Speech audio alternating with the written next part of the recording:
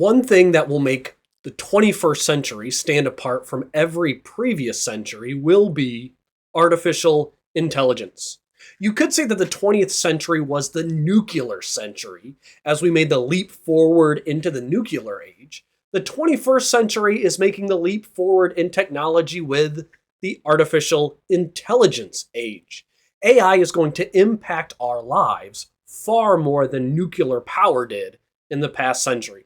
And in order to help us and assist us as we move into this new AI world, Peter Goeman comes with a short book, more of a booklet, on artificial intelligence and the Christian, understanding AI's promises and pitfalls. Now, don't let this booklet size fool you. This is an important book to get your mind running through all the possible advancements for the positive and the negatives that can improve or ruin our lives.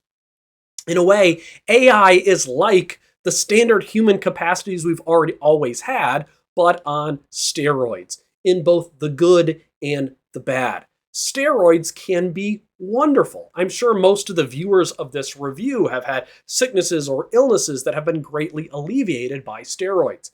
But steroids also can have a host of negative side effects when abused. And Peter's here to help you know how you can navigate AI for the good and how you can be ready for the bad that will come with it. Welcome to Rev Reads. If you want to discover more books that will help you make sense of this crazy postmodern world, please subscribe to the channel in order to stay up to date with my latest book reviews.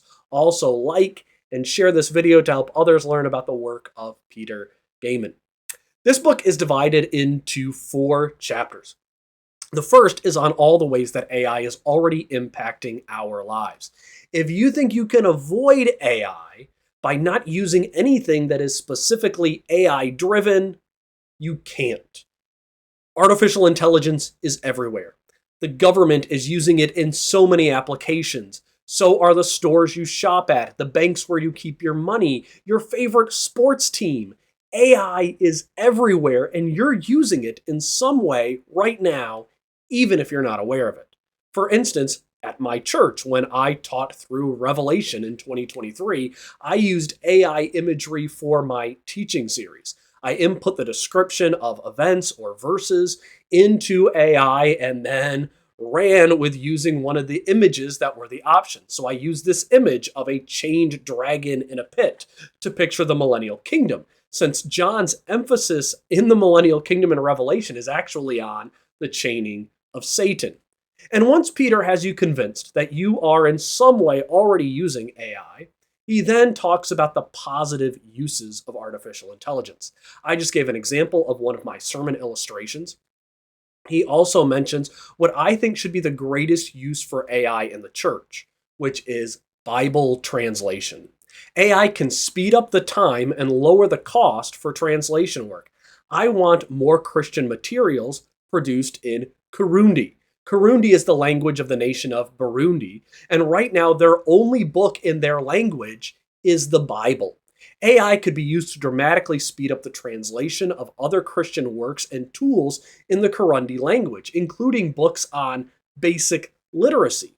In fact, if anyone knows AI programs that are really good for doing translating work, comment and let me know so I can try to take advantage of it.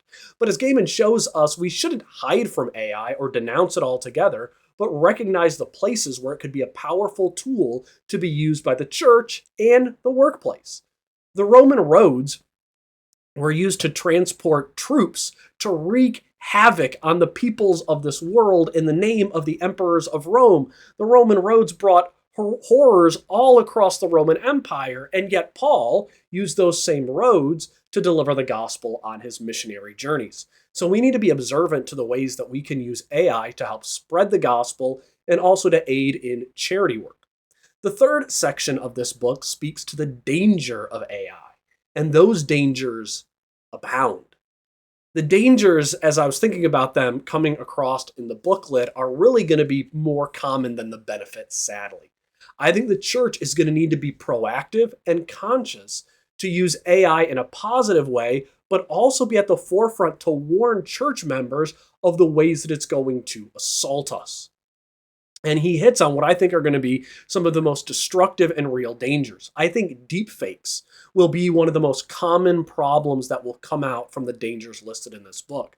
As a pastor who's had the joyous opportunity to spend a good deal of my time with seniors and with those in my church at the very end of life, the scams that will be based on faking your bank, asking you for information, faking a grandchild who's calling in need, faking a housing opportunity are going to ruin the financial lives of many.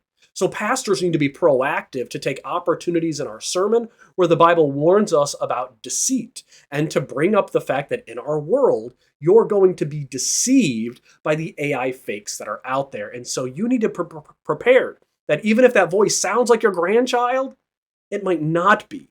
And even if that picture looks like it's your child in a compromising situation, the image could have been created by AI.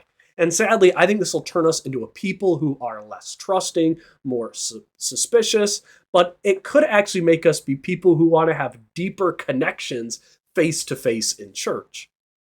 The final chapter of this book covers Peter's advice for moving forward in an AI world. He provides simple advice that I would call a mixture of common sense and biblical wisdom. An example is that physicality and work are a good part of the creation. There could come a time, and it could come upon us very fast, where we don't need to do the vast number of physical jobs today because AI can do it better than we can. We're already seeing this in education right now. AI could write my research paper better than I could at school, so I'll have AI write it. I'll just read it over really quick to make sure there's nothing weird about it and then hand it in. And I'm certain that there's some sluggard pastors out there who are already using AI to write their sermons.